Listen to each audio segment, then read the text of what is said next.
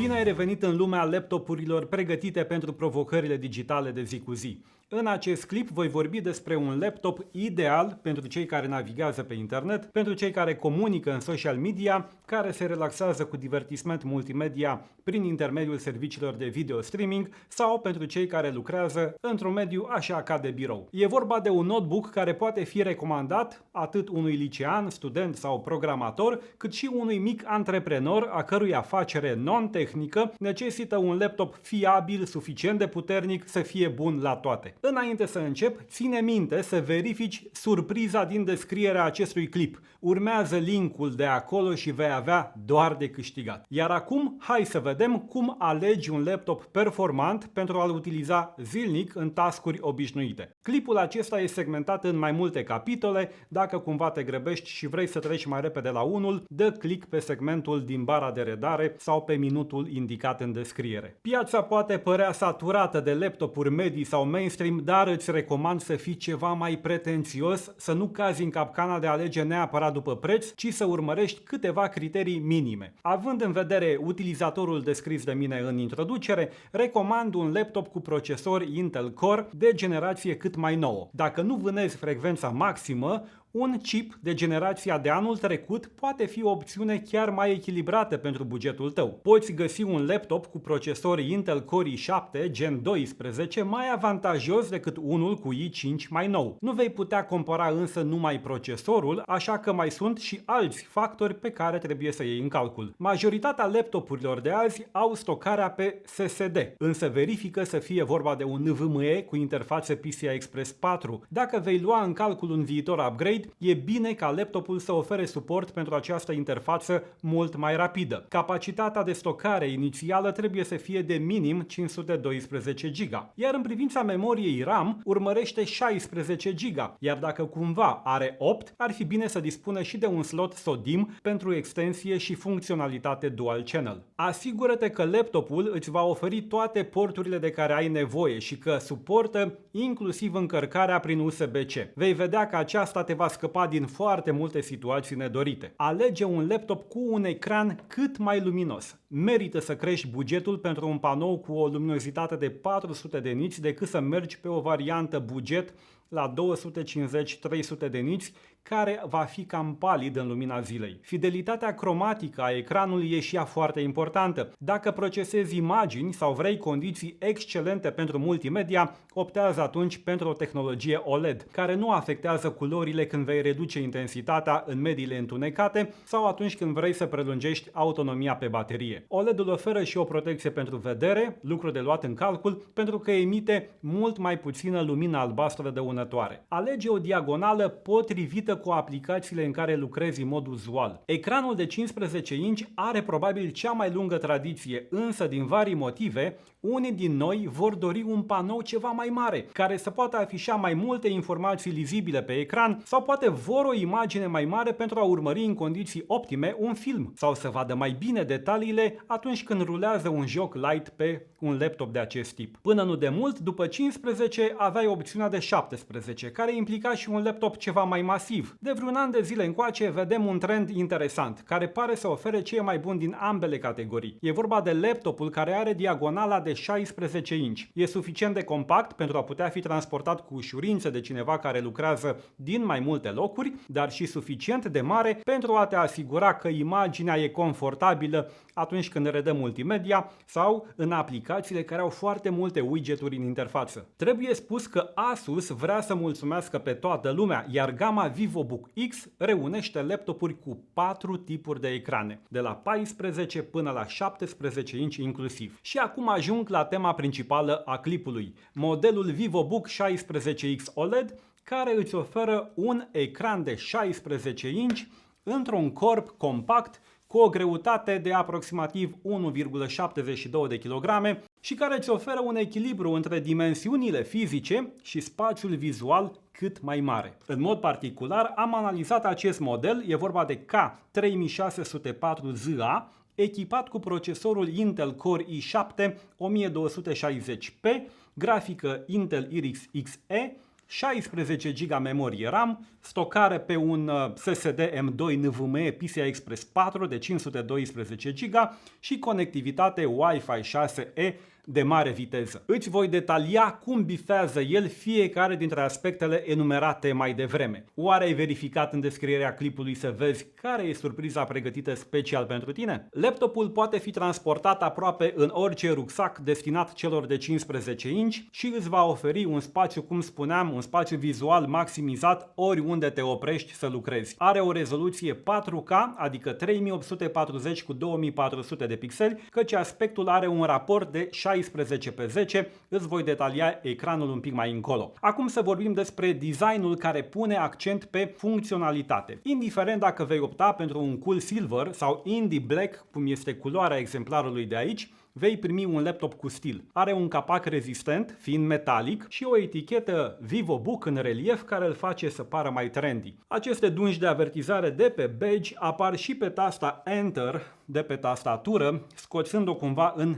evidență. Când are capacul închis, grosimea profilului e de numai 1,79 de centimetri. Un alt element de design deopotrivă remarcabil și funcțional e balamaua cu deschidere la 180 de grade, care permite o rabatare completă pe masă, ceea ce face extrem de ușoară partajarea de conținut cu un coleg, amic sau un client. Atunci când îl pui pe masă, laptopul are 4 puncte de sprijin, cele din spate fiind integrate într-o bară, care permit o circulație foarte bună a aerului pentru o ventilație și o răcire implicit cât mai eficientă. De aceea, și nu doar în acest caz, nu se recomandă să utilizezi un laptop pe suprafețe în care el se afundă, pentru că îi blochează aceste fante de evacuare sau cele prin care e absorbit înăuntru aerul ambiental care e mai rece. Continui cu elemente de design funcțional și mă refer acum la confidențialitate. Laptopul are un scut fizic pentru camera web care poate fi glisat. Camera este integrată în rama superioară și când vrei să te protejezi de ochi curioși într-un videocall, e suficient să glisezi paravanul peste obiectiv. Toate ramele ecranului sunt foarte subțiri pentru a face și mai captivante imaginile pe care le redă. Asta are și un nume. Spunem că este Nano Edge pe cele 3 laturi. Raportul ecran-corp ajunge la 86%. Din aproape în aproape am ajuns la ecran, care e și principalul atu al lui VivoBook 16X OLED. Caracteristicile lui impresionante îl plasează în topul celor mai avansate ecrane de pe piață în prezent. Dincolo de rezoluția 4K, care presupune imagini clare și detaliate, sau de aspectul 16:10 care adaugă un spațiu pe verticală ideal pentru productivitate, vorbim de un timp de răspuns de 0,2 milisecunde, care asigură niște tranziții fluide ale imaginii, lucru ideal atunci când redai un conținut dinamic, precum și acoperirea de 100% a gamei de culori DCI-P3 de calitate cinematografică. Continui cu luminozitatea care trebuie să fie cât mai mare. Aici avem 400 de niți cu un vârf de luminozitate HDR la 550 de niți. Contrastul specific OLED-ului e și el spectaculos, e de 1.000.000:1, iar panoul are niște certificări care îi garantează calitatea. E vorba de Pantone Verified și de Display HDR True Black 500, care atestă așadar calitatea de top pentru un utilizator exigent. Nu în ultimul rând, certificarea TÜV Rheinland pentru emisii scăzute de lumină albastră și o funcționare fără pâlpâire asigură o mai mică presiune asupra ochilor tăi în timpul unor sesiuni lungi de vizionare. Aplicația My Asus, care permite administrarea întregului laptop, oferă funcția Asus OLED Care, care include mai multe acțiuni pentru a preveni efectul de burn-in, cum ar fi aplicarea unui screensaver automat după 30 de minute de inactivitate, ori ascunderea și transparența taskbar-ului din Windows. O concluzie simplă despre acest ecran OLED e că face ca totul să arate absolut incredibil. Am detaliat în mare configurația, dar uite cum te ajută fiecare componentă cheie în parte. Avem procesorul Intel Core i7 1260P din generația a 12-a, seria P, care oferă suficientă putere pentru sarcinile de zi cu zi. Are 4 nuclee de performanță și 8 de eficiență. E optimizat pentru a fi mai eficient din punct de vedere energetic, ceea ce înseamnă o autonomie mai lungă a bateriei pentru laptop.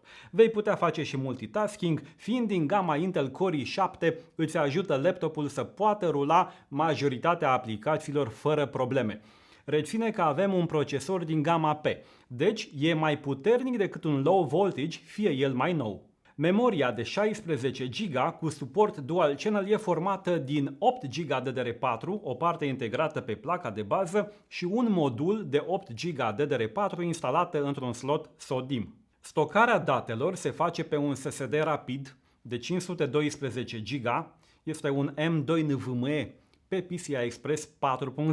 E important să avem o interfață rapidă. Această unitate pe care am testat-o oferă o viteză de 4300 MB pe secundă la citire și de 1820 MB pe secundă la scriere. Cu PC Mark 10 am testat stocarea și ne-a indicat o lățime de bandă cu o medie de aproximativ 388 de MB pe secundă. Evident, se poate upgrada după un timp cu un modul cu o capacitate mai mare. K3604ZA oferă în total 4 porturi USB, unul dintre acestea e USB 3.2 Gen 1 de tip C și oferă suport pentru a încărca bateria pe lângă intrarea DC.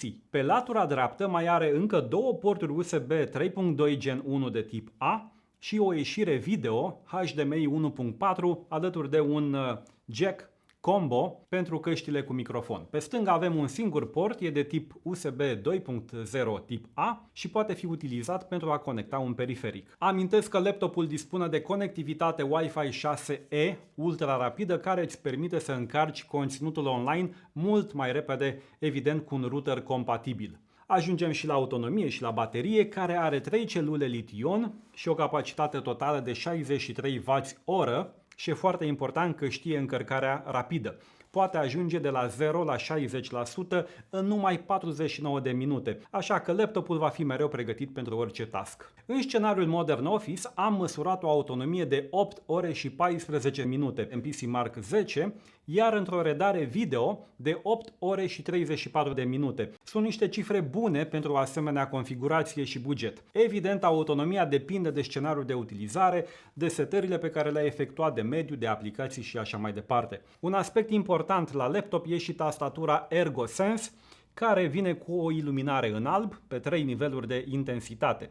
Include și partea numerică, lucru util pentru cei care lucrează frecvent cu niște date numerice. E o tastatură confortabilă, distanța dintre centrele a două taste alăturate fiind de 19,05 mm.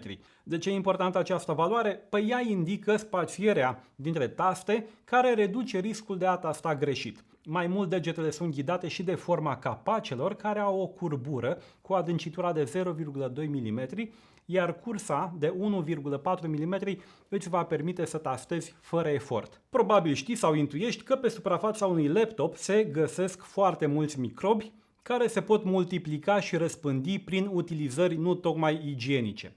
Pentru a preveni acest lucru, Asus a aplicat tratamentul Antimicrobial Guard, care inhibă cu 99% dezvoltarea pe durata unei zile a bacteriilor, precum stafilococii și E. coli. Acțiunea protectoare a acestui strat rezistă cel puțin 3 ani de zile. K3604ZA e un laptop fiabil și durabil, calități care au fost testate conform standardului militar 810H, care implică numeroase teste riguroase și foarte solicitante. În concluzie, VivoBook 16X OLED îți va oferi un mix excelent de viteză, putere, eficiență, este ideal pentru activitățile online, pentru social networking, divertisment multimedia, pentru productivitate Office și chiar pentru programare. Portabilitatea și ecranul OLED foarte luminos sunt aturi imbatabile dacă îl vei folosi în deplasări, iar nivelul de performanță este mai mult decât suficient în task-urile uzuale, indiferent de domeniul în care ai lucra. Dacă ai întrebări, te aștept în zona de comentarii, iar dacă vrei, poți urma linkul din descriere pentru a vedea oferta momentului pentru acest laptop. Nu uita să te abonezi la Asus România pe YouTube, iar dacă ai făcut asta, verifică neapărat surpriza din descrierea acestui clip, te asigur că e în avantajul tău. Nu uita de notificări. Să ne întâlnim și data viitoare, la momentul oportun. Cu bine!